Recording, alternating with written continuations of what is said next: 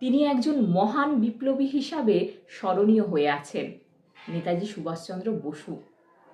তার নানান শক্তিশালী উক্তি তরুণদের আশাবাদী থাকতে এবং বিজয়ের পথে এগিয়ে যেতে অনুপ্রাণিত করতে পারে। নেতাজির একটি উক্তি, সংগ্রাম আমাকে মানুষ করে তুলেছে এবং আত্মবিশ্বাস দিয়েছে যা আগে আমার ছিল না। জীবনে সংগ্রাম না থাকলে, ভয় না পেলে জীবনের অর্ধেক স্বাদই নষ্ট হয়ে যায়।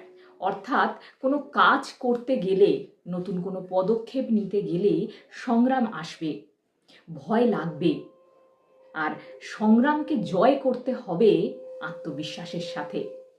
নেতাজির আরও একটি উক্তি, আপনার নিজের শক্তিতে বিশ্বাস করুন, ধার করা শক্তি আপনার জন্য মারাত্মক।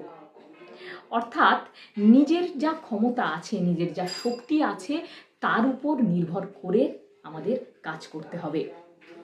উঁচু চিন্তা দ্বারা দুর্বলতা দূর হয়।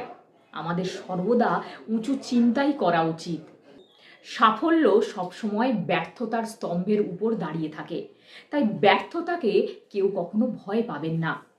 কারণ ব্যর্থতা আমাদের শেখায় জীবনে কোন কাজটা করা উচিত নয়।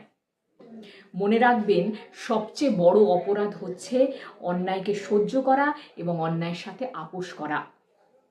অর্থাৎ অন্যায় যে করে আর অন্যায় যে সহ্য করে সে কিন্তু সমান দোষী। তাই অন্যায়ের সাথে আপোষ নয়। যার পরমানন্দ নেই সে কখনো মহান হতে পারে না। তাই সব সময় আনন্দে থাকো। যারা ফুল দেখে উত্তেজিত হন তারা দ্রুত কাঁটাও অনুভব করেন।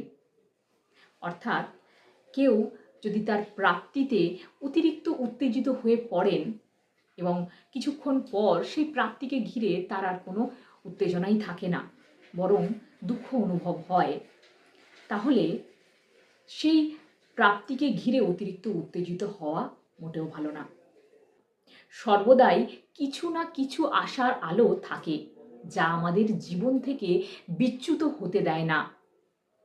অর্থাৎ চেষ্টা চালিয়ে যাও, আশা হারিও না।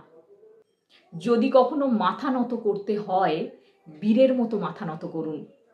নেতাজি সুভাষচন্দ্র বসু তিনি একজন বীর যোদ্ধা ছিলেন, তাই সবাইকেই বীরের মতো হতে বলেন।